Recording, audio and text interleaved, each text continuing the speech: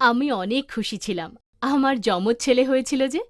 আমি এদের লালন পালনে কোনো অভাব রাখিনি। আমরা অনেক চেষ্টা করেছি যে এদের সবসময় খুশিতে রাখি, এদের সব প্রয়োজনকে পুরো করি। সব প্রয়োজনের থেকে বড় প্রয়োজন ছিল এদের স্বাস্থ্যের খেয়াল রাখা। আফটার অল সায়েন্স এত উন্নতি করে নিয়েছে, আর আমাদের এরকম মনে হয় যে সায়েন্সের সাহায্যেই বাচ্চাদের অভ্যেস আর স্বাস্থ্যের খেয়াল রাখা যায়। তখনই আমি নিউট্রিচার্জ কিডসের ব্যাপারে জানতে পারলাম, আর আমি এদের খাওয়ানো শুরু করলাম।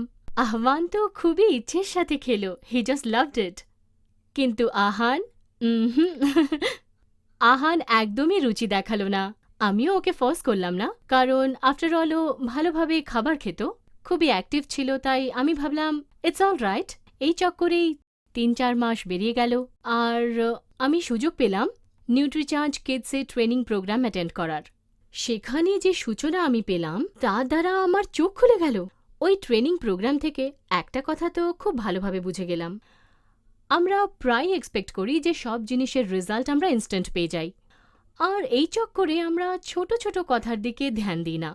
যেমন কি এই কথার দিকে আমার ধ্যানই যায়নি যে আহান যে নিউট্রিচার্জ খাচ্ছিল না আর খাবার খুব ভালোভাবে খাচ্ছিল, ও প্রায়ই রোগাক্রান্ত থাকত। ওর ইমিউনিটি অনেক লো ছিল, আহ, লেখাপড়াতে ওর ধ্যান একদমই ছিল না। ইনফ্যাক্ট ওর ইঞ্জুরি খুব তাড়াতাড়ি ঠিক হতো না, আর খুব তাড়াতাড়ি ক্লান্ত হয়ে যেত।